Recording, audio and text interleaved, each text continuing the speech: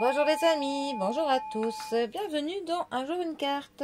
Nous sommes aujourd'hui le vendredi 24 novembre. J'espère que vous allez bien, que la fin de semaine se passe bien pour vous. Alors, pour ce vendredi, j'ai opté pour le tarot du bon karma. Voyons voir ce que notre karma a à nous annoncer de bon pour ce vendredi. Alors...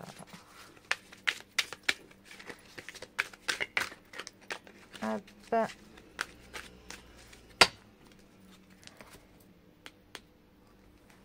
Nous avons encore la reine de denier. Décidément, elle aime bien venir en ce moment. Qui est accompagnée de la carte du fou, aussi appelée le mât. Alors, les deniers nous parlent des finances, de l'argent, du matériel, des objets, de ce que l'on achète, de tout ce qui est de l'ordre du quantifiable. La reine de denier, ça n'a pas changé. Elle peut être affiliée à la carte de la papesse sous certains angles, par sa froideur, par son côté strict, son côté peut-être sévère, rigide même.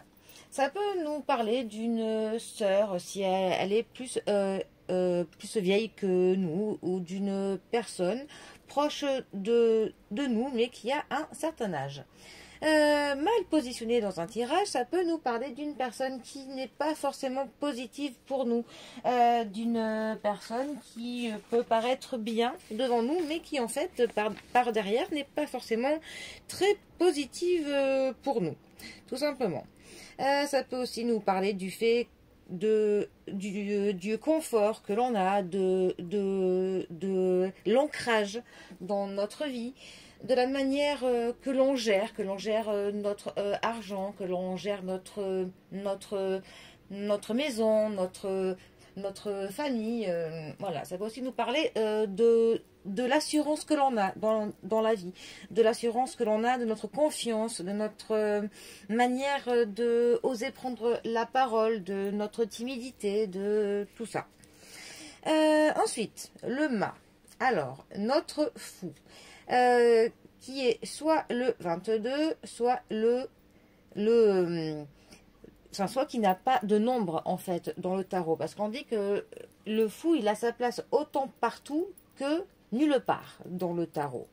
C'est une carte qui va nous parler de l'inconnu, du changement, de l'immaturité, de l'impulsivité, du fait de faire des choses qui sortent du cadre, du fait d'être vu comme marginal, d'être un peu vu comme fou parfois, avec des manières de penser qui ne sont pas celles de la bien-pensance, parce que voilà, c'est un petit peu cette manière de penser différemment de ce que l'on impose, de vouloir penser par soi-même, de vivre ses propres expériences, de s'enrichir de tout ce que la vie peut nous apporter.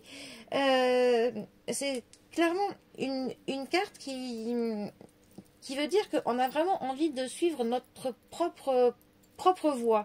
On n'a pas envie que l'on nous dicte ce que l'on a à faire, tout simplement. Attention quand elle est mal positionnée à ne pas prendre des risques trop dangereux. Voilà. À ce que, si on agit avec de l'impulsivité, de faire attention à ce que on ne perde pas tout pour un coup de tête. Voilà. Ces deux cartes ensemble, que peuvent-elles nous dire? Eh ben, elles peuvent justement nous dire que peut-être qu'on en a assez, que tout soit trop cadré, de calculer tout, que tout soit dans des cases, tout soit cloisonné. On en a marre que la bien-pensance nous dicte ce que l'on doit penser, et on a envie que l'on s'émancipe de tout ça. Ça peut nous parler vraiment d'un ras-le-bol, hein, du cadre dans lequel on se trouve. Par contre, ça pourrait aussi être une mise en garde, ces deux cartes, une sorte d'un avertissement pour nous dire que si on veut se lancer dans quelque chose, qu'on a des projets un petit peu fous, qu'il faut essayer que l'on se sécurise un petit peu avant, que l'on essaye de prévoir un petit peu avant d'envoyer tout bouler sur un coup de tête. Essayez quand même d'avoir quand même quelques bases solides avant de suivre quelques idées folles. Voilà, mais bon. Donc voilà, pour ce vendredi. Allez, les amis, je vous souhaite bien un bon vendredi à tous et je vous dis à bientôt pour un prochain tirage. Allez les amis, à bientôt. Bisous à tous.